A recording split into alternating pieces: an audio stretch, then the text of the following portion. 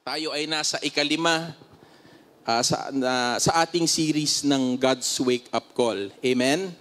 So, God's Wake Up Call, ito ay may panawagan, di ba? Wake up. Sabihin ganun. Sabihin mo nga sa katabi mo, hoy, gising. Oh, may puyat ba dito? May mga puyat ba dito? Ayun, meron. Ako rin, puyat. Sige. So, sinabi dito, may panawagan, di ba, na gumising. Okay, gumising tayo. Tayo pinatutukuyan dito, So, yon.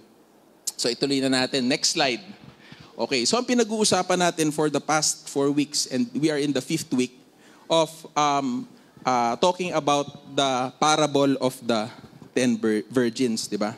So, itong mga nakaraang linggo, gusto ko lang bigyan ng credit yung source ng teaching na to. No? This teaching is taken from the teaching of Pastor Clarence L. Haynes Jr. entitled 5 Lessons from the Parable of the 10 Virgins, which is based on the scripture Matthew 25 verses 1 to 12. Okay. Siguro para ma-refresh tayong lahat, basahin muna nating lahat itong yung scripture na pag-aaralan natin ngayon. So 1, 2, 3, let's all read. At that time, the kingdom of heaven will be like 10 virgins who took their lamps and went out to meet the bridegroom. 5 of them were foolish, and 5 of them wise. The foolish ones took their lamps, but did not take any oil with them. The wise, however, took oil in jars along with their lamps. Oil jar. Okay. The bridegroom was a long time in coming, na delay, and they all became drowsy and fell asleep.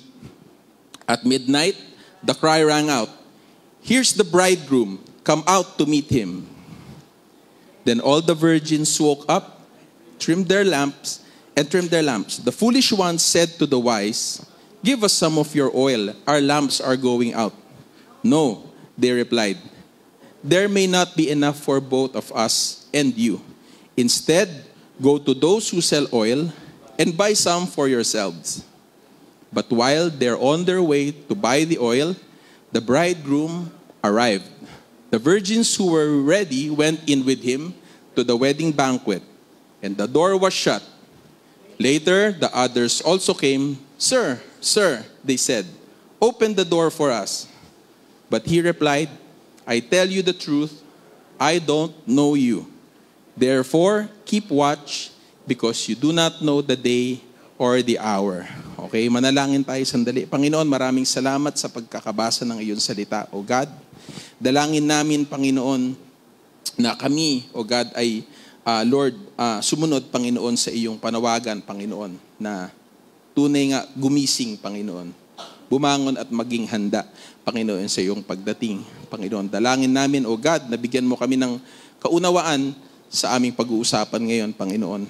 Magamit namin, Panginoon, upang kami ay patuloy na lumago, Panginoon, at magkaroon, Panginoon, ng Lord, ng isang tunay, Panginoon, na pagkakilala at relasyon sa iyo, Panginoon. Maraming salamat. Ito ang aming dalangin sa umagang ito sa pangalan ni Jesus.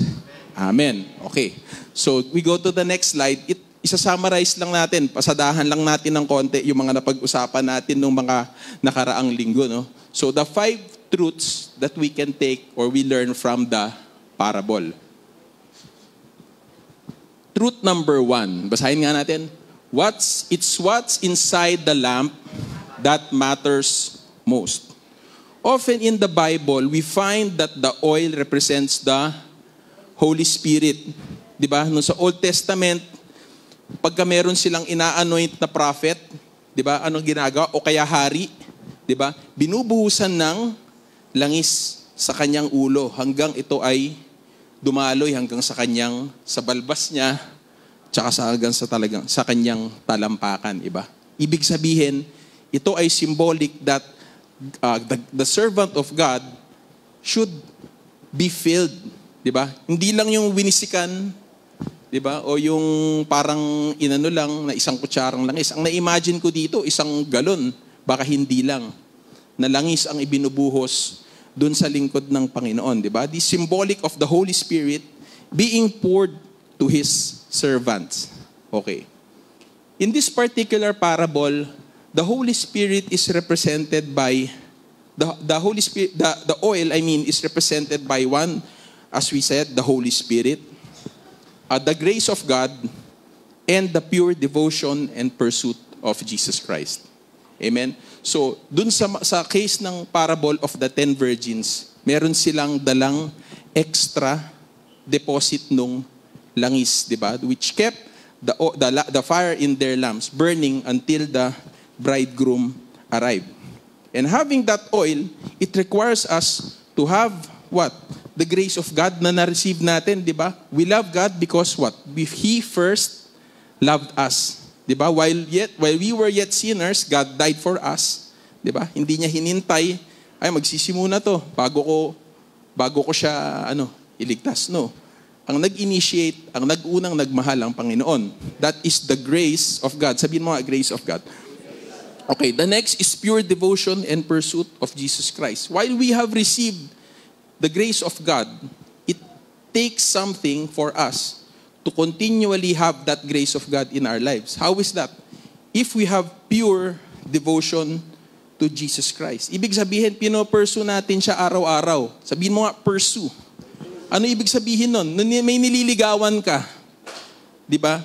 Ano ba yan? Every Sunday mo lang ba tinatawagan o kinakausap? Hindi, di ba? Nakukulitan na nga sa'yo yan eh. Kasi mayat maya, kinakamusta mo. Kumain ka na ba? Oo, kakalunch ko lang. E di merienda. Baduy, no? Pero dumaan kayo dyan. Tayo. Okay.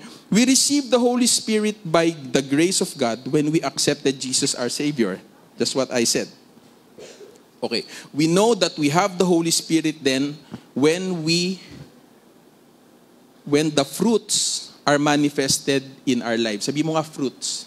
Ilang fruits of the Holy Spirit ang ating napag-aralan? Way back. We have 9, di ba? Holy Spirit. The fruits of the Holy Spirit, di ba, are love, joy, peace, patience, goodness, kindness, faithfulness, gentleness, self-control. Okay, ang tanong, nakikita ba yan sa buhay ko? Yan. Challenge. Minsan, oo. Minsan, hindi. Kaya nga nagkakaroon minsan ng connotation, di ba? Ay, nalaglag yung bunga ni brother. Nakat sa kalsada, hinabol. Nakipag-away na. So, di ba, minsan naririnig natin yung term na nalaglag yung bunga. Kasi nga, yung fruit ng Holy Spirit na umuusbong na, biglang nahuhulog dahil nawawalan tayo ng self-control. But anyway, if we have the oil of the Spirit in us, the fruits are manifested in our lives. Agree ba kayo doon? Amen, di ba? Okay. The presence of the fruits, if the fruits are there, the good works will also be manifested. Amen? Agree ba kayo doon? Kung nandun yung patience, di ba? Nakikita din doon yung kung ano yung doon sa sinasabi mo, di ba? Parang itong yung the Holy Spirit is the oil and the flame of the lamp is the good works. Resultant lang nung deposit na nandun sa loob. Diba? If you have gentleness, diba? Hindi ka siguro nagmumura. If you have self-control, hindi ka siguro basta-basta nagagalit kapag ka na-offend ka. Or may nakakainis, diba? Hindi ka basta-basta na-offend. Okay.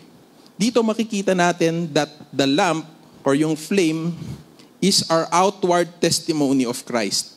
Nakikita ang Panginoong Jesus sa atin dahil sa mga ginagawa natin. Okay, merong inward, merong outward. Yung outward, nakikita lang kung ano laman nung nandun sa loob. Amen? So kung mabaho yung laman ng loob, guess what? Anong naamoy sa labas? Mabaho din. Okay? So kung yun, okay, you get the point. The lamp is our outward testimony of Christ. The things that are evident, our words, our deeds, and our actions. Okay? So, summary pa lang tayo. We mentioned that we received the Holy Spirit during salvation. However, we must be constantly and consistently filled with the Holy Spirit. So basically, yan yung gist o yung summary nung first part of this parable. Truth number 2, you need oil to be ready for His coming. So, yun. Not just during Sundays, diba? But but we should be everyday Christians. Sabihin nga natin, everyday Christians. Okay. So, ilang araw sa isang linggo? 7, diba? So, dapat, in every week, we should be Christians for 7 days. And in every month, we should be Christians for how long? For 28 days. Pagka February. Di ba? Okay, so you get the point. Okay, we should not be just Sunday Christians. Why? Most of our growth as a Christian happens outside the church. Do you agree? Di ba? Kasi dyan tayo na susubok. Di ba? Dyan tayo na susubok. It happens in our daily walk with God.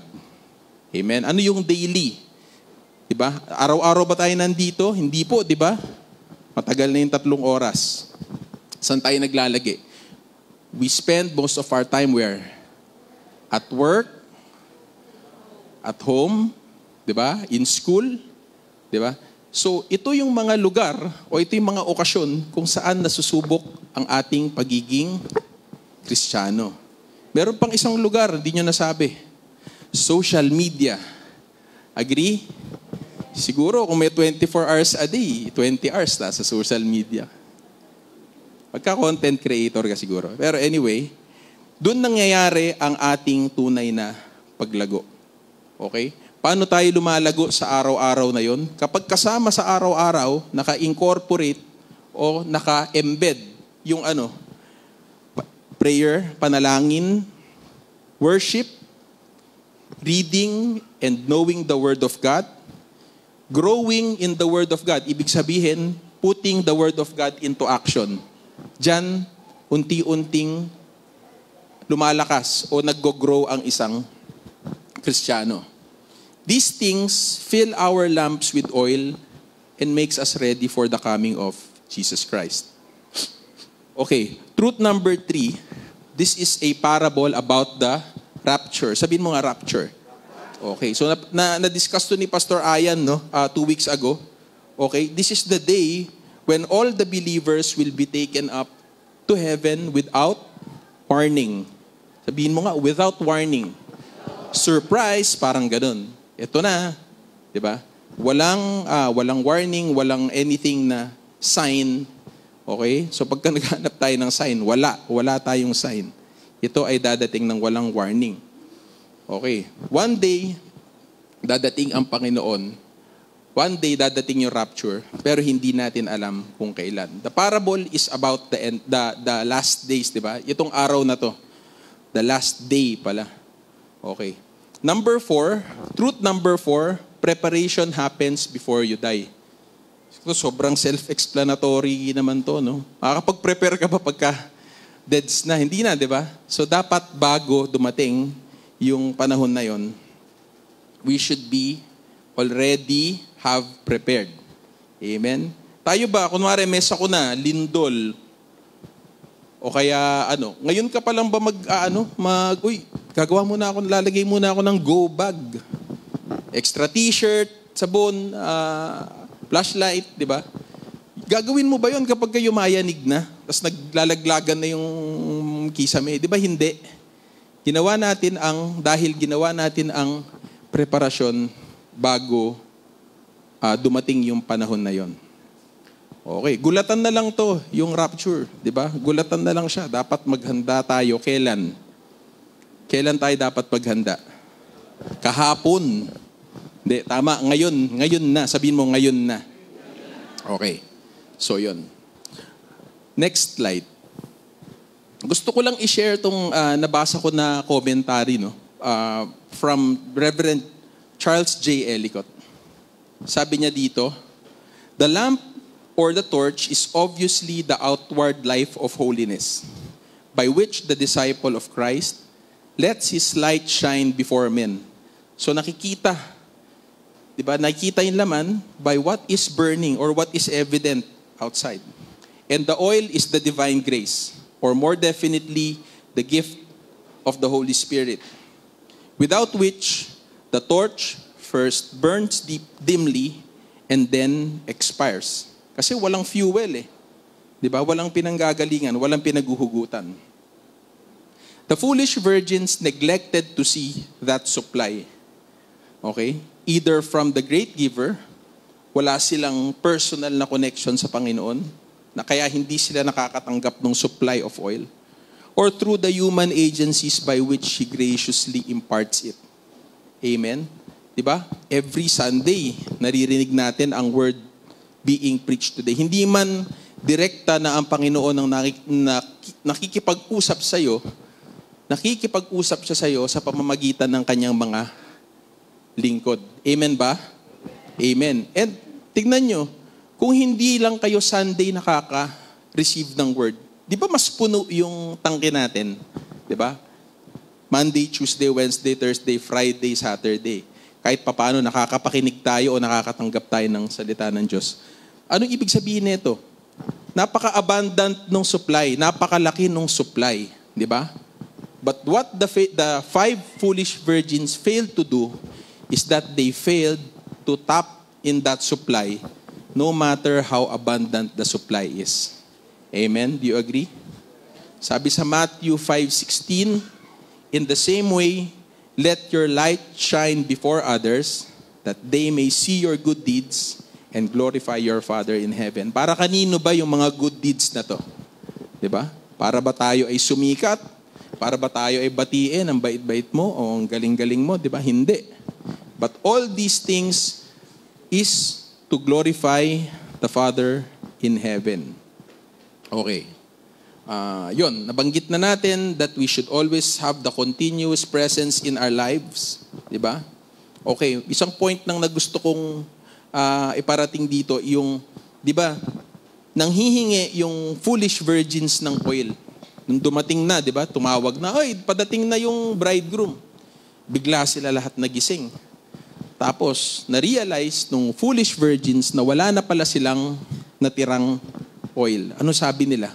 Bigyan nyo kami. Bigyan nyo kami ng oil. Sinabi nila doon sa mga nakapaghanda. Di ba? Pero sabi sa kanila, hindi pwede, hindi to aabot kapag ka naghati pa tayo. Bumili kayo dun. Bumili kayo ng langis nyo. Okay? Anong ibig sabihin nun? Bumili. Ibig sabihin, yung pagkakaroon ng oil na yon, merong katumbas na presyo. Every believer must realize that there is a price, sabihin mo price, there is a price to be paid to have that oil. Amen? Meron price yung pagkakaroon ng oil na yon, ng extra oil na yon. How do we get that? The price is spending time at the feet of Jesus. Amen? Sabihin mo, spending time at the feet of Jesus. Yan. That is the price that we need to pay as believers. Okay. Only a substantial presence of God in our life can keep the fire burning through the dark nights. And those who still have the fire when the bridegroom returns will go with him. Amen? Grace within the believer cannot be transferred.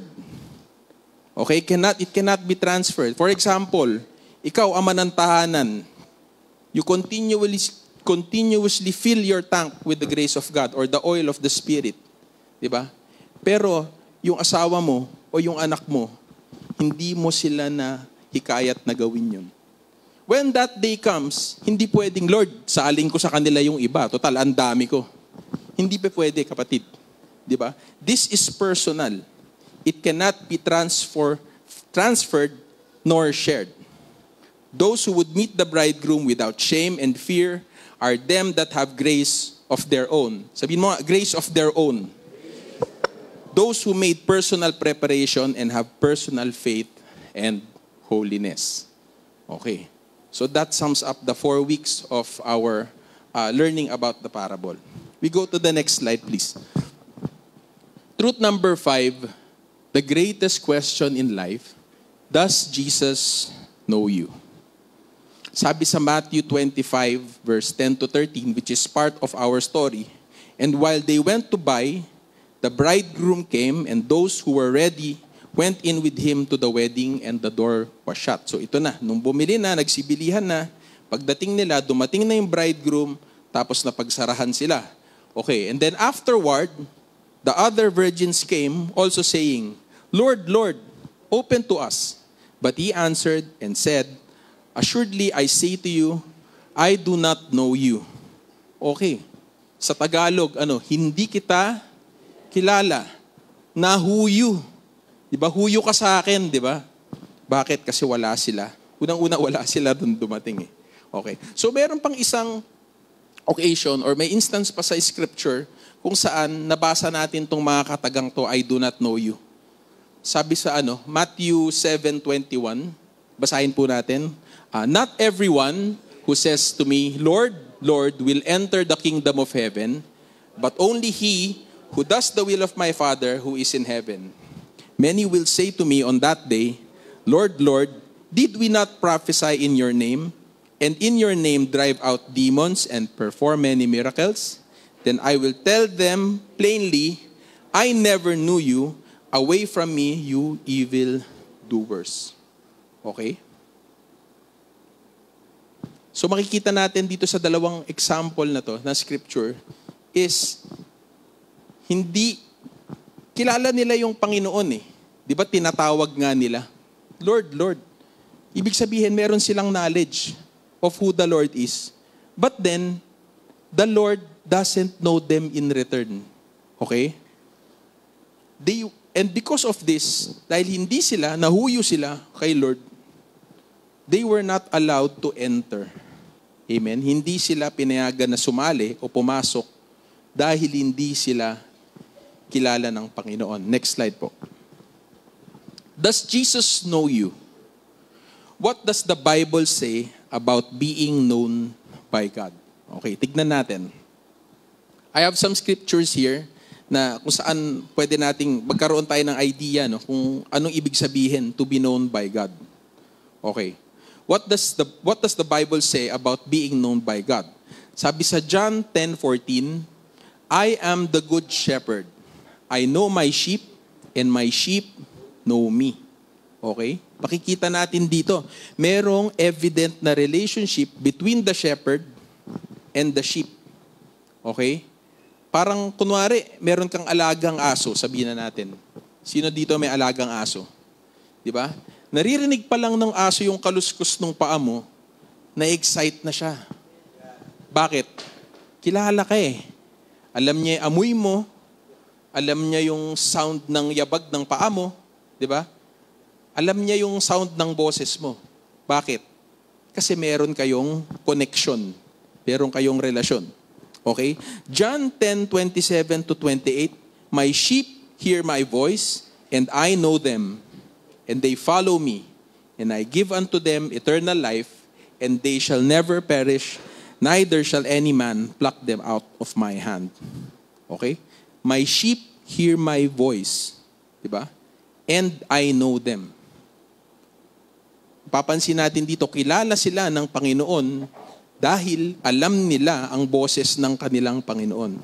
Diba? We recognize the voice when He speaks to us. Amen? When He convicts us, when He touches us in His presence during worship.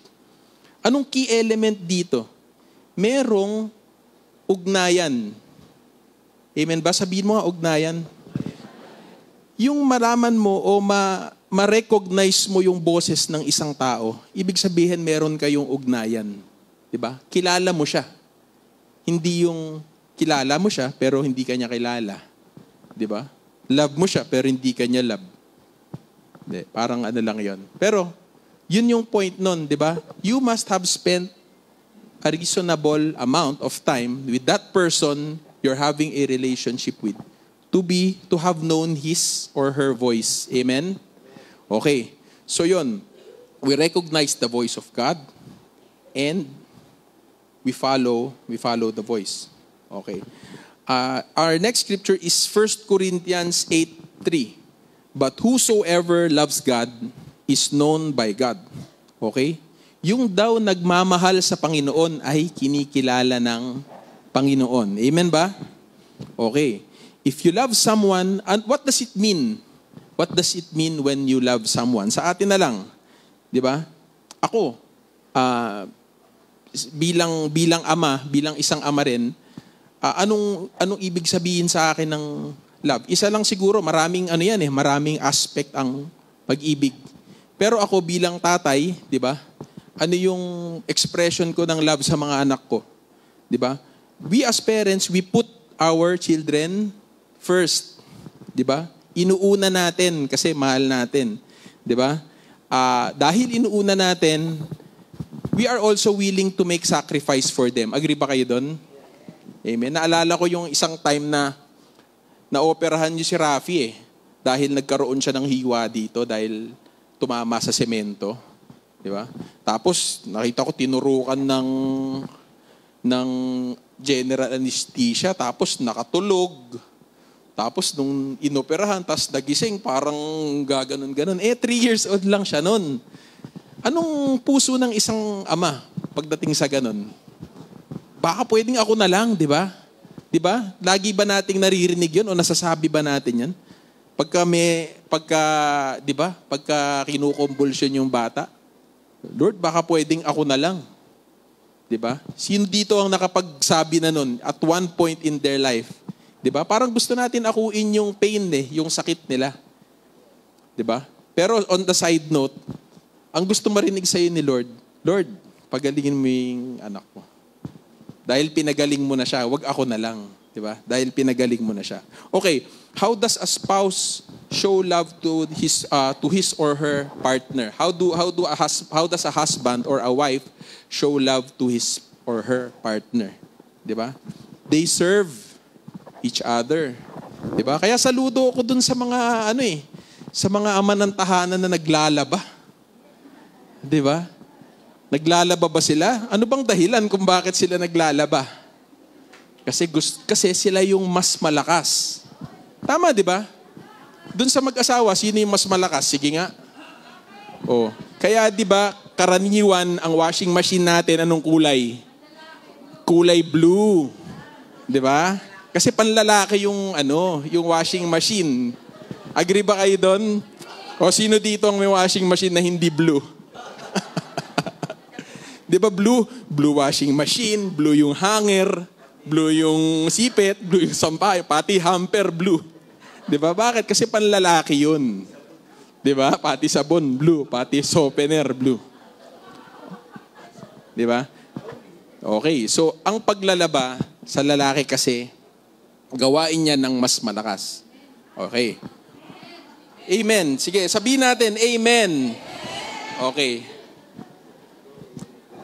Okay, sa Panginoon naman. So napag-usapan natin sa asawa, sa anak, okay? O sa katrabaho o sa kaibigan, paano mo sila minamahal, di ba?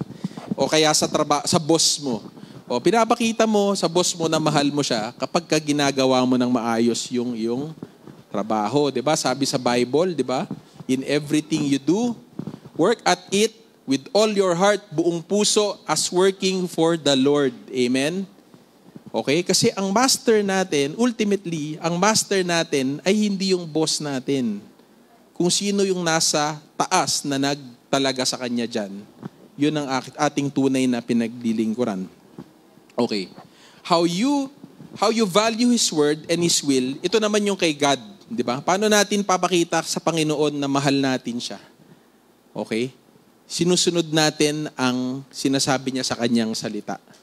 Pagka tayo nakatanggap ng salita sa Panginoon, tapos hindi natin inaktuhan, hindi natin sinunod, hindi natin ginawa, nanatili lang siyang idea. Di ba? Sa tingin niyo ba, minamahal natin ang Panginoon pag gano'n? Hindi, di ba? Ang tunay na pagmamahal sa Panginoon ay yung tinatanggap natin yung kanyang salita at isinasabuhay natin. Amen?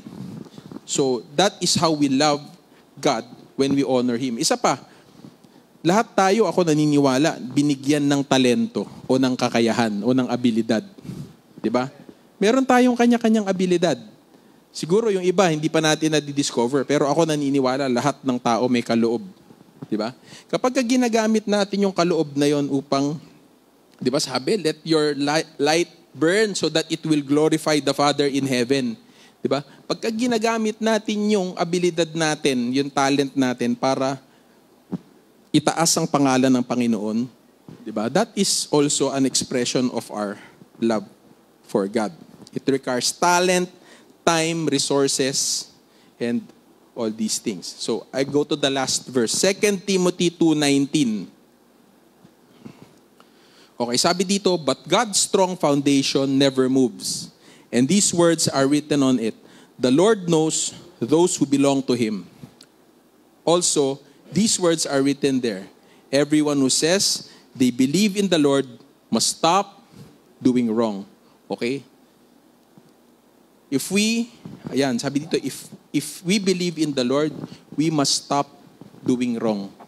Okay? Sa madaling sabi, we must stop sinning.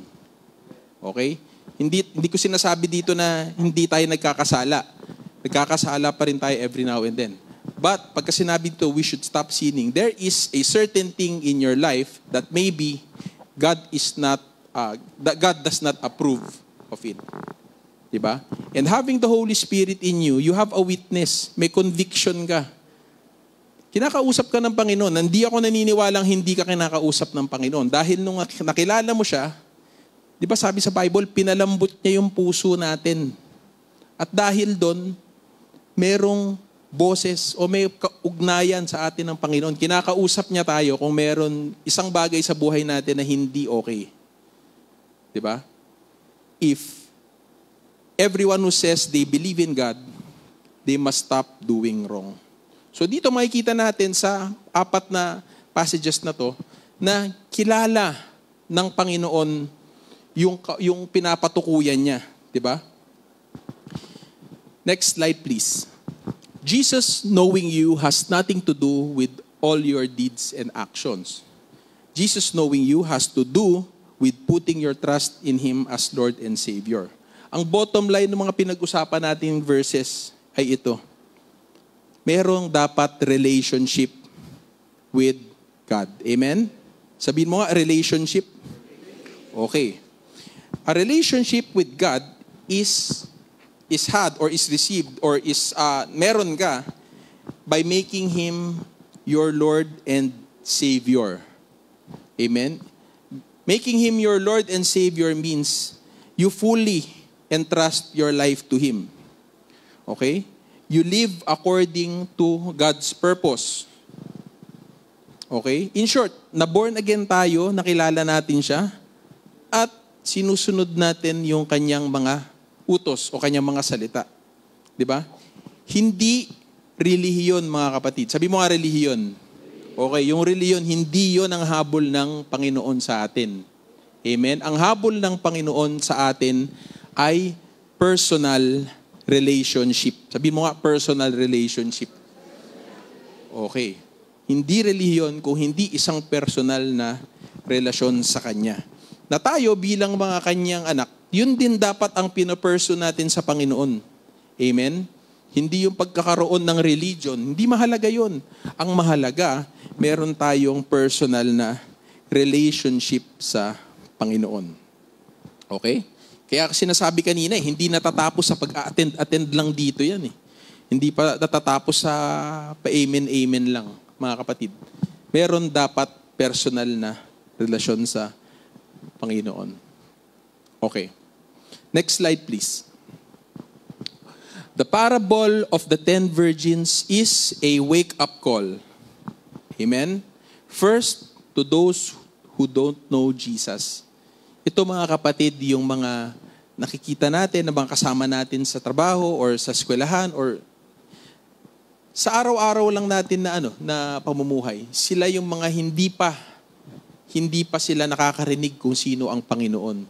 Hindi pa natin sila na-sharean o hindi pa nila narinig yung tungkol sa salvation na binibigay ni God sa lahat.